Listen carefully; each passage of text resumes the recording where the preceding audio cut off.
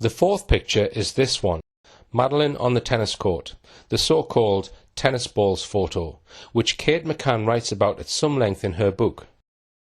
This picture is curious in several respects. I personally cannot be sure that this is a genuine photo. To illustrate what might be wrong with this photo, I am going to play a 50-second clip about it, made by Madeleine McCann campaigner Lizzie Taylor and now on YouTube, called Discrepancies, Madeleine's Mini Tennis.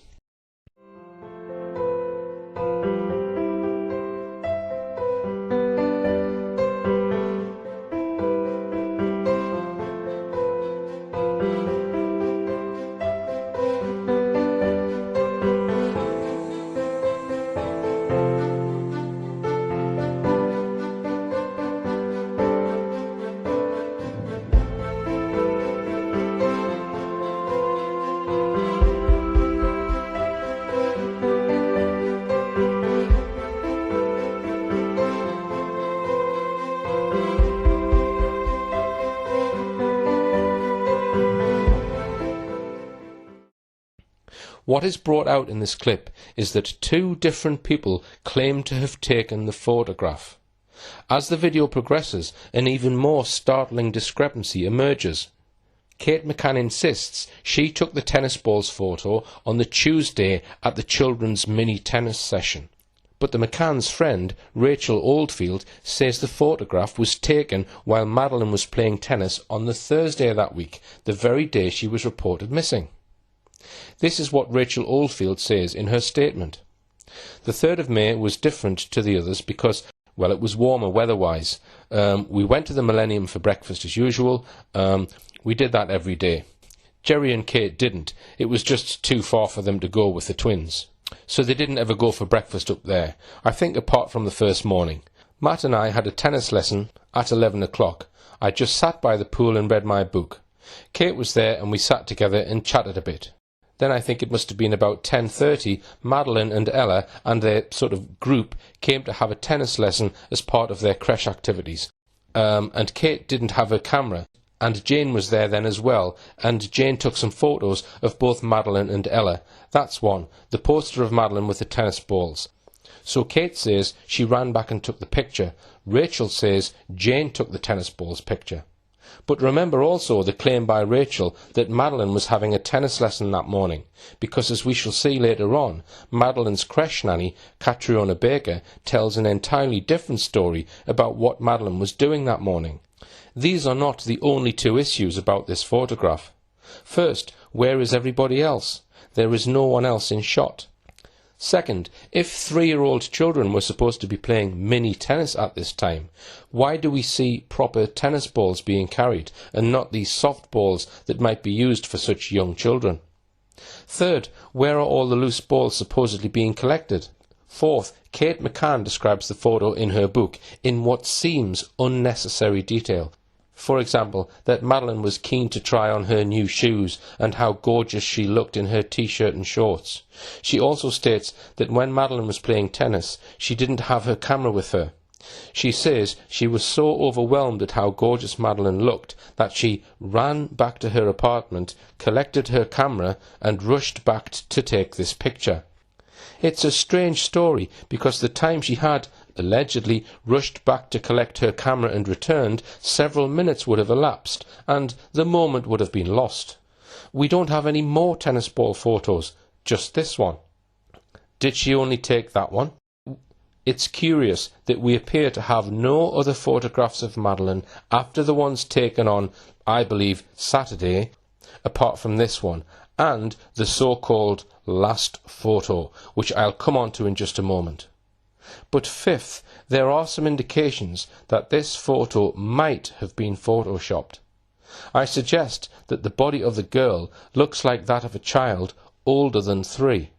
She appears to have a very red right arm, possibly with some scratch marks, which are unexplained. It is certainly Madeleine's head, but has that possibly been photoshopped onto the photo of another girl altogether?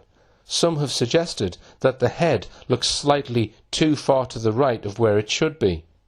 Also, if we look at the last photo for a moment, we see that Madeleine has a very pale skin. Can this really be the same body that we see in the tennis balls photo, where she looks not only tanned but quite red in places? Then we have a question mark about the girl's shoes. She is not wearing the shoes that we saw her wearing in the photos from the playground. She is wearing white sandals.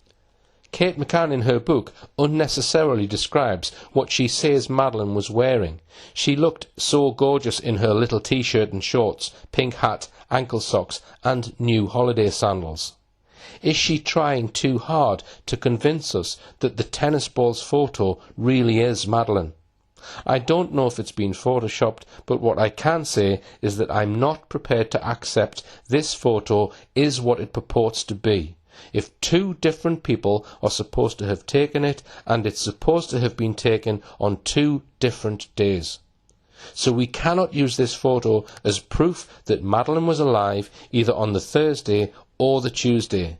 None of the 4 photos we've looked at prove that she was alive after the first day of the holiday.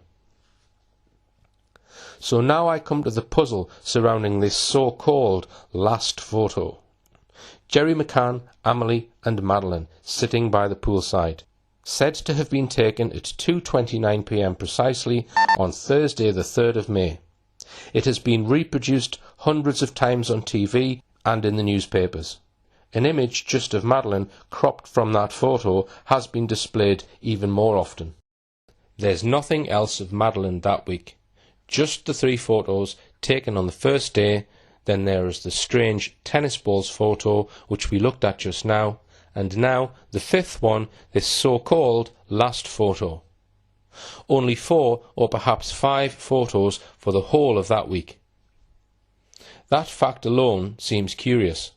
The photo is a charming image of Madeleine. She is clearly seeing the funny side of something, maybe sharing a joke with someone. Her father may look a bit sombre, but Madeleine looks like a carefree young 3-year-old thoroughly enjoying her holiday. The McCanns say the picture was taken by Kate McCann, who had her son Sean, Amelie's twin, beside her as the photo was taken. That seems very probable. The 4 pictures that we can be certain were taken on that holiday certainly show Madeleine having fun running around the playground. But where are all the other photographs? Sunday, Monday, Tuesday, Wednesday, Thursday. No photos except for the controversial tennis balls photo and the last photo. Do any more exist? It seems inexplicable, but I think there is an explanation. Let's see what it might be. First question, was this last photo of Madeleine released straight away by the McCanns? No, it wasn't. It didn't see the light of day for a further 3 weeks. Let's look at this issue very closely. When the alarm was raised about Madeleine by the McCanns at about 10 p.m. on Thursday the 3rd of May, clearly this photo was in the McCanns' camera. Not only that, but if we look at the photos taken by the Portuguese police that night, there is a camera, bold as brass, lying on the living room table. Now, if the Portuguese police and the general public wanted to know what Madeleine looked like, as indeed they did, what better photograph could there be than this one? Taken only hours, so it is said, before she was reported missing.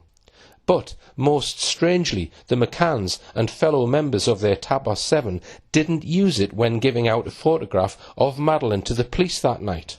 Why not? So, before I go on to analyse that so-called last photo of Madeleine in more detail, let's examine another very strange affair and look at what actual first photograph they did produce for the police the night they reported Madeleine missing. This is it. And the very first thing we observe about this photo is that it is not from the holiday and appears to be a much younger Madeleine, possibly having been taken a year or even more earlier. Here are some other much earlier photographs of Madeleine for comparison. It is just one of the great puzzles of this case. Why, with a last photo like the one we've just been looking at, did they not use that one, but instead showed this one, which I'll call the first photo, by which I mean the first one to be released. According to the evidence of Jerry McCann, his Tapas 7 friend, Russell O'Brien, and one of the creche nannies, Amy Tierney, produced copies of this photo, which was on an SD memory card. They allegedly used a small printer belonging to Amy Tierney's boyfriend. It seems from their statements that Jerry McCann had with him not only an SD card with photos of his current holiday on it, but he was actually carrying another SD card or USB stick around with him which had much older photographs of Madeleine and the children on it. Or was he? I suppose it is also possible that he had kept his old photographs of Madeleine on his current SD card. Let's start by examining what the creche nanny, Amy Tierney, had to say about all this when she was questioned. Here is her first statement, and I'll read out the relevant paragraphs. She confirms that on the night of the disappearance she was on duty and immediately went to the bedroom to see if the girl was hiding. She saw that the shutter was raised and that the window was partially open. It was then that she began to look in the wardrobe to see if the girl was hiding. The first idea that occurred to her was that the girl could have left by her own means. However, after checking that the window was open and the shutter raised, she asked the parents whether Madeleine's shoes were there, to which they replied that they were. These facts led her to think that Madeleine could have been taken by someone. However, there was a bed against the window which could have enabled the girl to climb up onto it and then up to the window. The witness thinks it would not be possible, as she would not be able to open the shutters, and even if she had done so, she would have fallen outside, as the window was too high for a child of that age to be able to descend without falling. The witness confirms that the girl's father went to the reception to call the police as soon as her disappearance was noticed, and that 20 minutes had passed. The GNR took 30 to 35 minutes to arrive.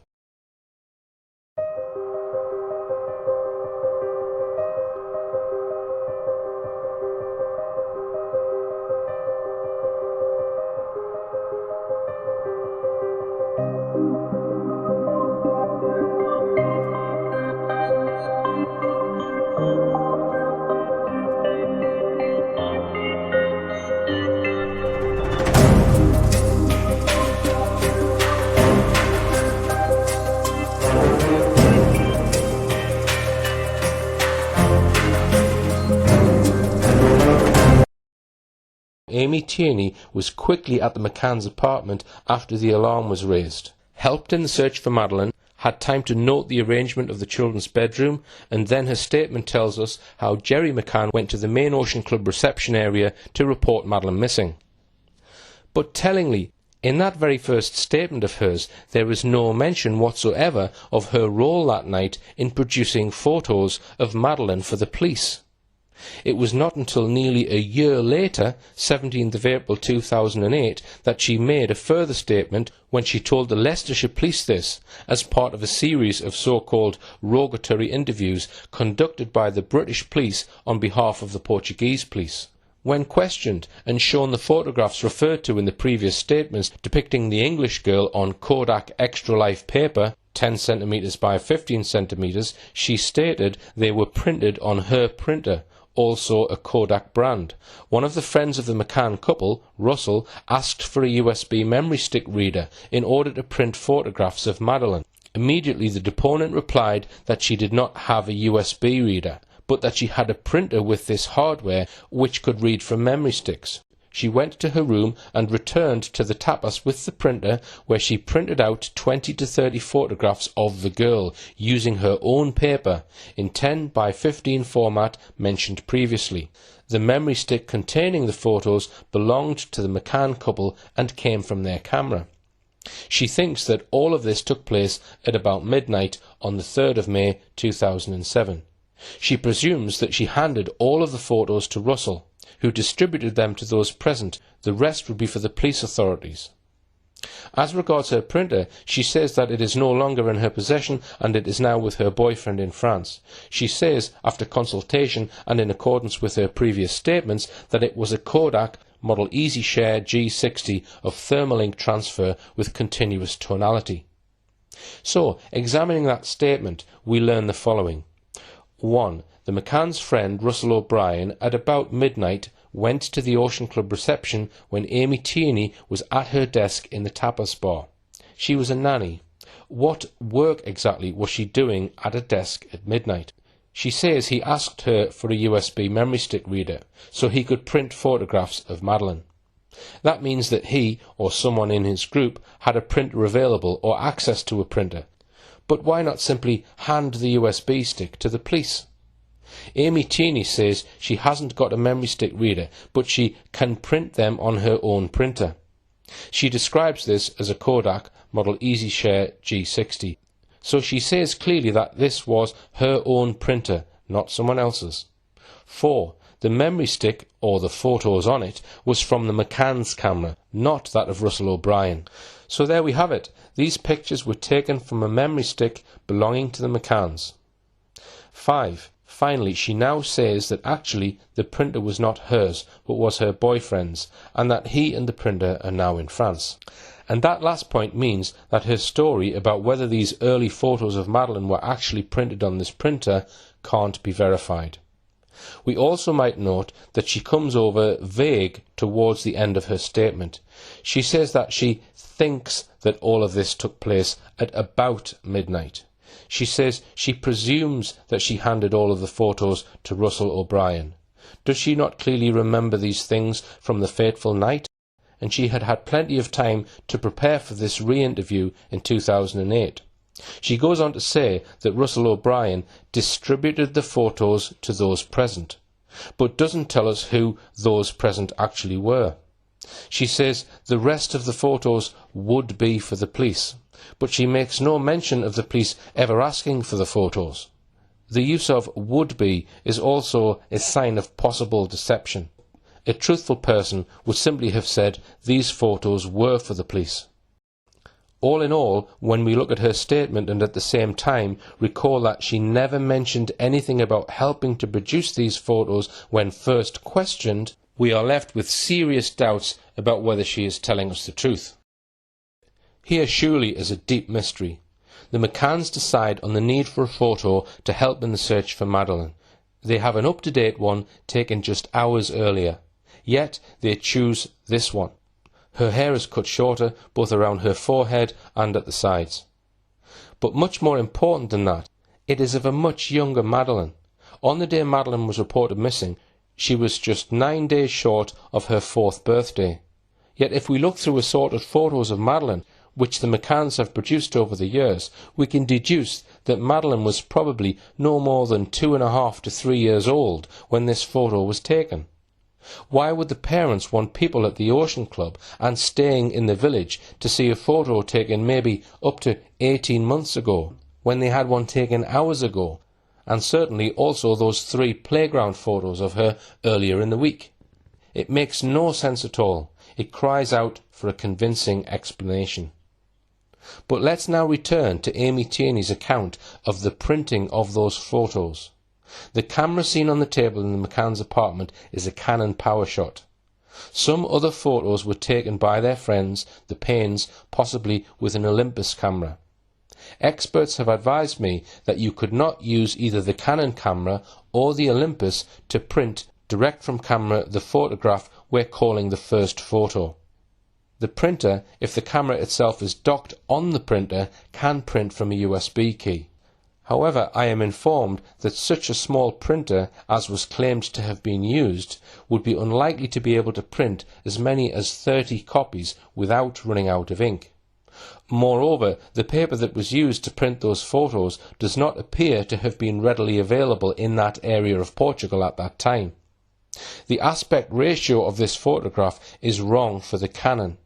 It seems then that if there ever was a USB key given by Russell O'Brien to Amy Tierney, then it must already have had this first photo on it before they went on holiday.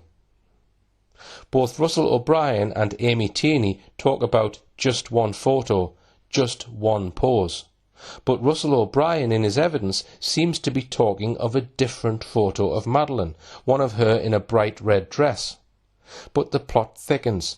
Both witnesses, Russell O'Brien and Amy Tierney, speak only of one photo, but in fact there were 2 photos. This one, of Madeleine in a red dress, was released a day or 2 later, and when Russell O'Brien is questioned about the first photo a year later, he mixes it up with the red dress photo. Yet a further problem arises when we look at when the first police officers arrive, and at the statement of one of the senior staff Sylvia Batista. The first police to arrive on the scene were the local GNR. They arrived at about 11:10 p.m.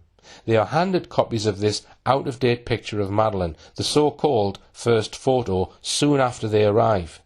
The statement of Sylvia Batista makes clear that the photos were handed to the police well before midnight.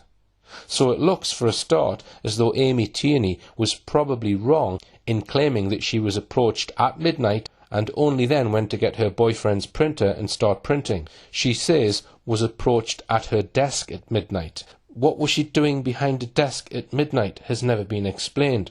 According to her evidence, she then has to go to her room, get the printer, return to the tapas bar, and then set up the printer and paper. All of that might take several minutes. We know that the Kodak printer takes some time to print each photo, as much as 90 seconds. If she printed off 30 photos, as is claimed, that alone would take at least 3/4 of an hour. The more we study this, there is an obvious contradiction between Sylvia Batista's evidence that she handed out these 6x4 pictures well before midnight and the claims made by Russell O'Brien and Amy Tierney that they only started trying to get these pictures printed on a small Kodak printer after midnight. Russell O'Brien was questioned extensively about his role in producing these photos of Madeleine in 4 separate sessions at Leicestershire Police Headquarters on the 8th of April 2008, and 2 days later on the 10th. Throughout the questioning, Russell O'Brien refers to just one photo, and as we saw, he described a different photo, the one of Madeleine in a red dress, which was released separately a couple of days after Madeleine was reported missing. Still more puzzling, when he tries to recollect what happened that night, he makes no mention whatsoever of anything about a USB key or even of Amy Tierney, the nanny who supposedly helped him print the photos, instead stating that it was another nanny, Catriona Baker, Madeleine's nanny in the Lobster Group. You would think that since Russell O'Brien signed his own daughter into the very same creche as Madeleine that week, he should be able to tell Amy Tierney from Cat Baker. Throughout his many interviews with the police over those 2 days, he is vague and evasive. He claims he cannot really remember what photo it was, stating that he'd seen so many that week. Yet the village of Praia de Luz and the surrounding areas were plastered with hundreds of posters made from this first photo for weeks, so it's rather strange that he can't remember the right one. Could both Russell O'Brien and Amy Tierney be lying about their claims of printing off these photos after midnight on a Kodak printer? It was one of the questions the Portuguese police became interested in long after the early frantic searches for Madeleine were over. It was on the 17th of April 2008, nearly a full year after Madeleine went missing, that Amy Tierney was questioned by Leicestershire Police. The police report tells us, as regards her printer, she says that it is no longer in her possession, as it is now with her boyfriend in France. And that was the end of that. Her story about her printer having been used that night could simply not be verified. Amy Tierney was interviewed by Leicestershire Police on the 17th of April, just a week after Russell O'Brien was interrogated on the 8th and 10th of April. Contrary to Russell O'Brien's evidence that the nanny he gave the USB stick to was Katrina, she confirms that it was she, Amy Tierney, to whom Russell O'Brien handed her the USB key. But we have one other piece of evidence that this whole story is probably bogus. Contrary to claims that Russell O'Brien was busy supervising the printing of the photographs between midnight and 1 a.m, on his own admission, he was busy at the time in the McCanns' apartment writing out 2 different timelines of the evening's events on the inside cover of Madeleine's activity sticker book and handing them to the second set of Portuguese police officers, the Judicial Police, or the PJ. If, on his own testimony, he was in the McCanns' apartment writing out the timelines for the PJ, how could he have been standing around in the tapas bar waiting for photographs to be printed, one at a time at 90-second intervals? To sum up then, the entire story about Russell O'Brien using Amy Tierney's printer to print off these so-called first photos falls apart. This question must be asked. Was this first photo of Madeleine prepared much earlier, maybe before the events of that evening? maybe even on the previous day. The evidence suggests that the McCanns may have got these first photo prints done elsewhere, and have not told us where and when and how they did this. Perhaps it's yet another deceit in a catalogue of deceptions. Now it's time to take a detailed look at some strange goings-on concerning the cameras of the McCanns and the Paynes, and the whole way these photos, or some of them, were made public. These are the bare facts about the last photo. 1. The photograph was certainly taken that week. 2. It shows Jerry McCann, one of the twins Amelie and Madeleine, sitting by the pool. 3. It is sunny at the moment it was taken. 4. The shadows are very short. The sun is at its highest in Portugal at about 1:35 p.m. that time of year, so it must have been taken around that time of day. 5. Jerry looks lightly tanned in this photo. 6. Yet in photos of him taken at the end of the week, after Madeleine had been reported missing, he looks to be significantly more tanned. 7. Despite many weird and wonderful claims that this photo has been photoshopped, 2 world experts in photography and photoshopping, after extensive forensic analysis, have pronounced this photograph to be a genuine photograph with no photoshopping. The 2 experts were asked by a Madeleine McCann researcher to give their opinions on condition of anonymity. He has shown me their reports. The researcher put to the 2 experts a range of amateur opinions that the photo may have been photoshopped this, that or the other way, including claims that one or other of the 3 individuals in the shot had been photoshopped into the photo to create a composite picture. 8. One expert is a highly respected university professor of photography. The other is the owner of a major digital photography business. One of their main lines of evidence is that all shadows on the photograph are consistent with each other and with the position of the sun at that time, high in the sky in the south. And such 100% consistency of shadows is almost impossible to fake. So just to make it clear that we are talking about a genuine photograph here, not a photoshopped one, here is the professor's opinion. Quote, I have taken an initial look at the image. The artifacts alluded to in the PDF document that you sent are simply JPEG compression artifacts as described here. If you magnify other parts of the image, you will see similar artifacts. I also performed a forensic analysis to determine if the lighting and the shadows on the people and background are consistent. They are. I see no other anomalies in the photo. So, at first glance, I see no evidence of photo tampering. But then the professor adds something very important. I will add that it is fairly easy to change dates on an image's metadata or for these dates to be wrong. The owner of the major digital photography business held the same view. From what I saw, I couldn't see anything that would lead me to believe beyond reasonable doubt it had been doctored. The fringing mentioned can be caused by auto-sharpening used in consumer digital cameras to make better or sharper images. These artifacts can often be made worse from image compression algorithms out of Photoshop or other image manipulation software. According to the McCanns, the photo was taken at 2:29 p.m. on the 3rd of May, hours before Madeleine was reported missing. But could the date or time it was taken have been changed?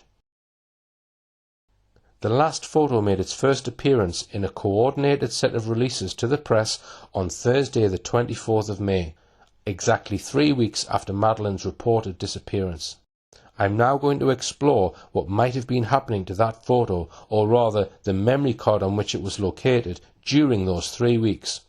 After that, I will show you a raft of evidence that suggests this so-called last photo was actually taken on Sunday the 29th of April, the second day of the McCanns' holiday, 4 days before the McCanns say it was taken.